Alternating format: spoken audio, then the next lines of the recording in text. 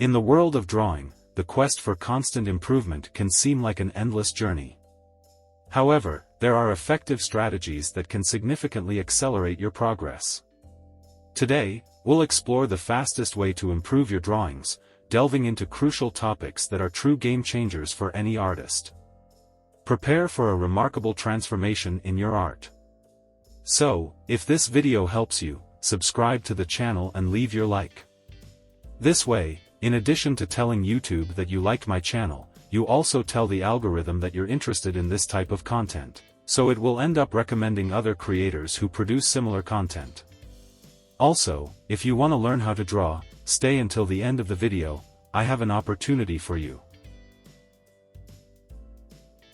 Although drawing every day may not be a sustainable strategy in the long term for some people, it's undeniable that it can greatly help you develop the ability to draw much faster. Consistency is key to improvement in any skill, and drawing is no exception. Dedicating time to practice every day, even if it's for a short period, can result in significant improvements over time.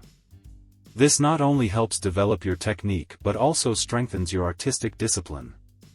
The period in which I evolved the most as an artist, I was drawing every day, not because I needed to draw, but because I really wanted to.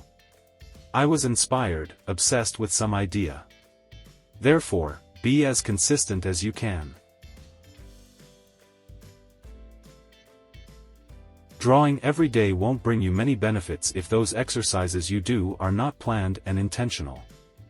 You will need to study fundamentals if you want to continue evolving. However, studying fundamentals every day can be extremely boring and tedious. Use your creativity to make your studies as fun as possible. If you're studying anatomy, try applying your studies to a character you like to draw.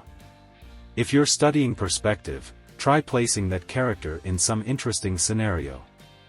It's crucial to remember why you started drawing. What always inspired you to draw? Was it a cartoon you used to watch in your childhood? Or a book that inspired you to imagine what the characters or settings described could look like? The passion for art should be your guide. Using references is not a crutch, but a valuable tool to learn and capture the essence of the real world. When drawing from references, you enhance your observation skills, noticing details that might have previously gone unnoticed. Start by choosing varied and high-quality references that challenge your current skills. This includes everything from detailed photographs to artworks by other artists. The idea is to expose yourself to a wide range of styles and techniques. When selecting your references, consider what you want to learn or improve, whether it's human anatomy, the texture of different materials, natural or urban landscapes, among others. Before you start drawing, take time to analyze your reference. Observe how light interacts with objects, identify sources of light and shadow, and note how they define the shapes. Examine the proportions and spatial relationships between elements in the reference. This initial analysis helps build a deeper understanding of what you're about to draw. Observation skills are as important as technical drawing skills. Developing them means training yourself to see beyond the obvious, capturing details that bring a drawing to life. Practice observational drawing regularly, whether it's drawing objects around you, scenes from nature, or people. Remember, the goal of studying with references and improving your observation skills is not to become a master at copying, but to develop a deep understanding of visuals that can be translated into your own artistic expression. With practice and dedication, you'll start to see significant improvements in your drawings, enriching your art with details and depth that only sharp observation can provide. While browsing social media or visiting galleries can inspire, it can also lead to demotivating comparisons that undermine confidence. Comparison is inevitable, but the way you approach it can make all the difference. Instead of being demotivated when you see the work of other artists, use it as inspiration. When you come across a piece of work that impresses you, try to see beyond the talent and recognize the effort, dedication, and time the artist invested to get there. Ask yourself, what can I learn from this? Analyze the techniques used, the composition, the play of colors, and try to incorporate these elements into your practice. This changes the perspective from "I'll never be that good" to "if they managed, I can too with time and effort." The development of your art should always be about your individual growth. Remember that every artist, no matter how talented, started from scratch and faced their own challenges and insecurities. The path to improving your drawings is personal and unique.